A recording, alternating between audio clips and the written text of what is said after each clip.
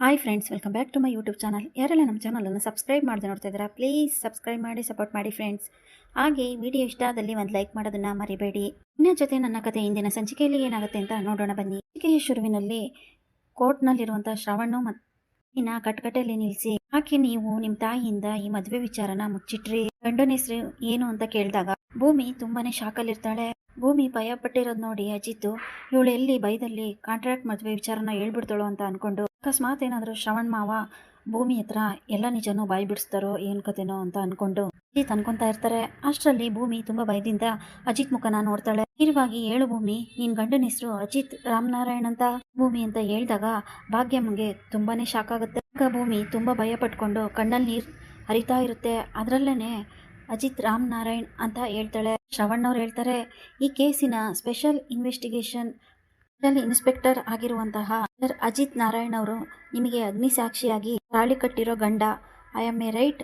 ಭೂಮಿ ತನ್ನ ಕಾಂಟ್ರಾಕ್ಟ್ ಮದುವೆನ ನೆನ್ಪು ಮಾಡ್ಕೊತಾ ಇರ್ತಾಳೆ. ಅಗ್ರಿಮೆಂಟಿಗೆ ಸೈನ್ ಮಾಡಿ ಮದುವೆ ಆಗಿರೋದು, ಹಾಗೆ ಶ್ರೀರಾಮ ಕಲ್ಯಾಣದಲ್ಲಿ ಮನೆಯವ್ರ ಮುಂದೆ ಮದುವೆ ಆಗಿರೋದು ನೆನ್ಪು ಮಾಡ್ಕೊಂಡು ಭೂಮಿ ಹಾಗೆ ನಿಂತಿರ್ತಾಳೆ. ಆಗ ಅಲ್ಲೇ ಇದ್ದ ಶ್ರವಣ ಪ್ರಶ್ನೆ ಮಾಡೋದಕ್ಕೆ ಶುರು ಮಾಡ್ತಾರೆ. ನಿಮ್ದು ಲವ್ ಮ್ಯಾರೇಜಾ ಅಥವಾ ಮನೆಯವರೆಲ್ಲ ದೊಡ್ಡವರು ನೋಡಿ ಇರೋ ಮದ್ವೆನಾ ಅಂತ ಕೇಳ್ತಾರೆ. ಭೂಮಿ ಲವ್ ಮ್ಯಾರೇಜ್ ಅಂತ ಹೇಳ್ತಾಳೆ. ಲವ್ ಮ್ಯಾರೇಜ್ ಅಂತ ಹೇಳಿದ ತಕ್ಷಣನೇ ಭಾಗ್ಯಮ್ಮಗೆ ತುಂಬಾನೇ ಶಾಕ್ ಆಗುತ್ತೆ. ಶ್ರವಣ್ ನಿಮ್ ಕಡೆಯಿಂದ ಲವ್ ಇತ್ತ ಅಂತ ಭೂಮಿಗೆ ಕೇಳ್ತಾರೆ. ಅಥವಾ ಈ ಕೇಸಿನ ಐಒ ಮಿಸ್ಟರ್ ಅಜಿತ್ ನಾರಾಯಣ್ ಮದ್ವೆ ಮಾಡ್ಕೊಂಡ್ರೆ ಈ ಕೇಸಿಂದ ನಿಮ್ ತಾಯಿನ ಆರಾಮಾಗಿ ಈಸಿಯಾಗಿ ಬಿಡಿಸ್ಕೋಬಹುದು ಅಂತ ಇನ್ನು ದುರಾಲೋಚನೆಯಿಂದ ಅಜಿತ್ ನಾರಾಯಣ್ ಅವ್ರನ್ನ ಮದ್ವೆ ಆದ್ರ ಭೂಮಿಗೆ ಶಾಕ್ ಆಗೋ ರೀತಿಲಿ ಶ್ರವಣ್ ಕ್ವಶನ್ ಮಾಡ್ತಾ ಇರ್ತಾರೆ. ಅಜಿತ್ಗೆ ತುಂಬಾನೇ ಕೋಪ ಬರ್ತಾ ಇರುತ್ತೆ. ಅಲ್ಲೇ ಕೂತಿರುವಂತಹ ದೇವಯಾನಿ, ಅಶ್ವಿನಿ ಅವರಿಗೆಲ್ಲ ಅನುಮಾನ ಬರೋದಕ್ಕೆ ಶುರುವಾಗುತ್ತೆ. ಸಂಗೀತಗೂ ಶ್ರವಣ್ ಕೇಳ್ತಾ ಇರೋ ಪ್ರಶ್ನೆ ನೋಡಿ ಶಾಕ್ ಆಗುತ್ತೆ. ಈಗ ಮನೆಯವ್ರಿಗೆಲ್ಲರಿಗೂ ಈ ವಿಚಾರದಲ್ಲಿ ಸ್ವಲ್ಪ ಗೊಂದಲ ಉಂಟಾಗುತ್ತೆ. ಭೂಮಿ ನಿಜವಾಗ್ಲೂ ಏನೋ ಮಸ್ಲತ್ ಮಾಡ್ಕೊಂಡು ಅಜಿತ್ನ ಮದುವೆ ಆಗಿದ್ದಾಳೆ ಅನ್ನೋ ತರ ಇವರೆಲ್ಲರ ಮನಸ್ಸಲ್ಲೂ ಒಂಥರ ಸಂಶಯ ಮೂಡುತ್ತೆ. ಈಗ ಭೂಮಿ ಏನು ಮಾತಾಡದೆ ಸುಮ್ಮನೆ ನಿಂತ್ಕೊಂಡಿರ್ತಾಳೆ. ಅಜಿತ್ ಸಹ ಏನು ಮಾತಾಡದೆ ಸುಮ್ಮನೆ ನಿಂತ್ಕೊಂಡ್ಬಿಡ್ತಾರೆ. ಶ್ರವಣ್ ಮಾತು ಕೇಳಿ ತುಂಬಾನೇ ಅಳು ಬರ್ತಾ ಇರುತ್ತೆ ಭೂಮಿಗೆ. ತಂದೆಯವ್ರ ಕೊಲೆ ಆದಾಗ ನಮ್ಮ ತಾಯಿನ ತಗೊಂಡೋಗಿ ಜೈಲಿಗೆ ಹಾಕಿದ್ರು. ಸಮಯದಲ್ಲಿ ನನಗೆ ಹಿಂದೆ ಮುಂದೆ ಯಾರು ಇರ್ಲಿಲ್ಲ, ಯಾರು ಕೇಳೋರು ಸಹ ಇರ್ಲಿಲ್ಲ. ಆ ಸಮಯದಲ್ಲಿ ನಾನು ಪ್ರೀತಿ ಮಾಡಿದಂತಹ ಅಜಿತ್ ನನ್ನ ಕೈ ಹಿಡಿದು ಸಪತಿ ತುಳಿದು ನನಗೆ ಅವ್ರ ಹೆಂಡತಿ ಸ್ಥಾನನ ಕೊಟ್ರು. ನನ್ನ ತಾಯಿನ ನೋಡೋದಕ್ಕೆ ಹೋಗೋದಕ್ಕೆ ನನಗಾಗ್ಲಿಲ್ಲ. ಕಾರಣ ಇಷ್ಟೇ, ನಾವು ಮದುವೆ ಮಾಡ್ಕೊಂಡು ನನ್ನ ಗಂಡನ ಮನೆಯಲ್ಲಿ ಚೆನ್ನಾಗಿ ಸುಖವಾಗಿರೋ ಟೈಮಲ್ಲಿ ತಾಯಿ ತುಂಬಾ ಕಷ್ಟದಲ್ಲಿದ್ರು. ತಾಯಿ ಮುಂದೆ ಹೋಗಿ ನನ್ನ ತಾಯಿಗೆ ತಾಳಿನ ತೋರಿಸೋ ಅವಶ್ಯಕತೆ ಇರಲಿಲ್ಲ ಅಂತ ನಂಗೆ ಅನ್ನಿಸ್ತು. ಆ ಕಾರಣದಿಂದ ಹೀಗೆ ನಾನು ನೋವು ಕೊಡಬಾರ್ದು ಅನ್ನೋ ಉದ್ದೇಶದಿಂದ ನನ್ನ ಮದ್ವೆನ ಮುಚ್ಚಿಟ್ಟೆ.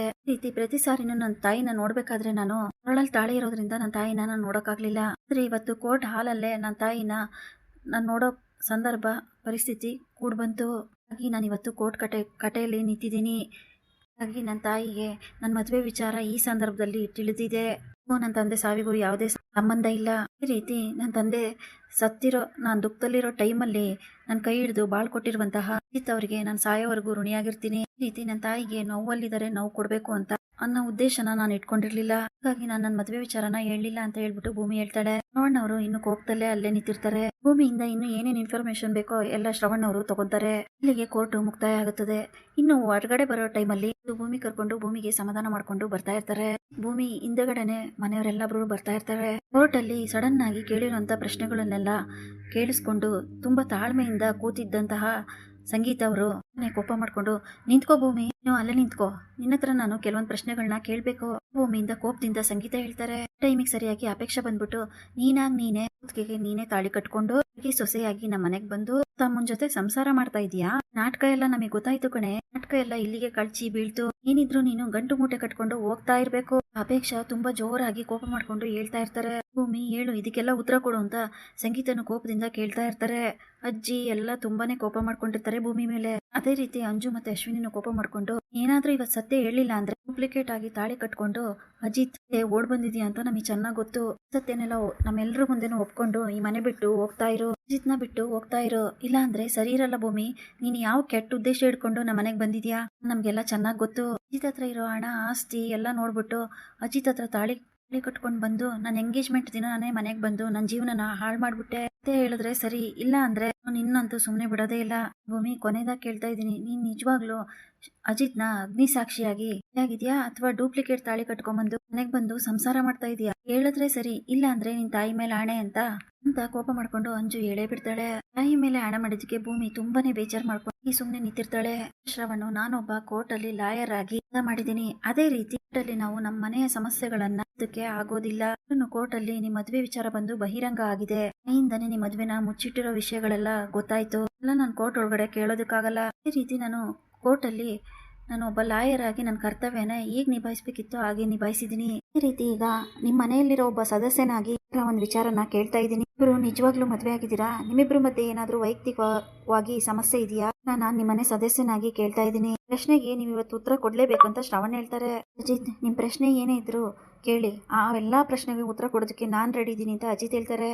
ಅಜ್ಜಿ ಹೇಳ್ತಾರೆ, ಎಲ್ಲಾ ವಿಚಾರದಲ್ಲೂ ಭೂವಿನ ವಹಿಸ್ಕೊಂಡ್ ಬರ್ತಾ ಇದ್ದೆ.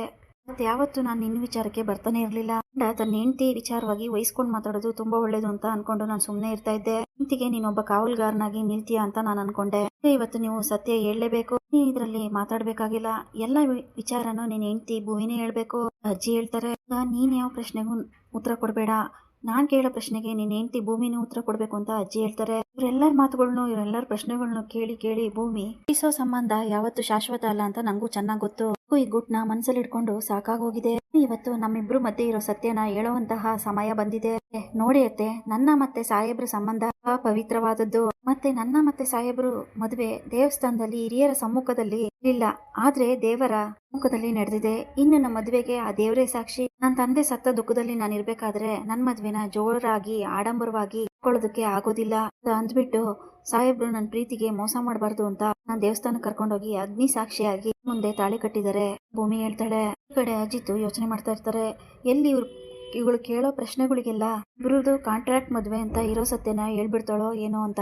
ಮುಂದೆ ನನ್ನ ಮರ್ಯಾದೆ ಎಲ್ಲೋಗ್ಬಿಡುತ್ತೋ, ಅಂಜು ಮತ್ತೆ ನನಗೆ ಎಲ್ಲಿ ನನ್ನ ಮದುವೆ ಆಗು ಅಂತ ಕಾಡೋದಕ್ಕೆ ಶುರು ಮಾಡ್ತಾಳೋ ಅಂತ ಅಜಿತ್ ತುಂಬಾನೇ ಭಯದಲ್ಲಿರ್ತಾರೆ. ಈ ಕಡೆ ಭೂಮಿ ಇರೋ ನಿಜಾನ ಹೇಳ್ದಲೆ ಅವ್ರ ಮದುವೆ ಗುಟ್ಟನ್ನ ಹಾಗೆ ಕಾಪಾಡ್ಕೊಂತಾಳೆ. ಇಲ್ಲಿಗೆ ಈ ಸಂಚಿಕೆ ಮುಕ್ತಾಯವಾಗುತ್ತದೆ. Thanks for watching.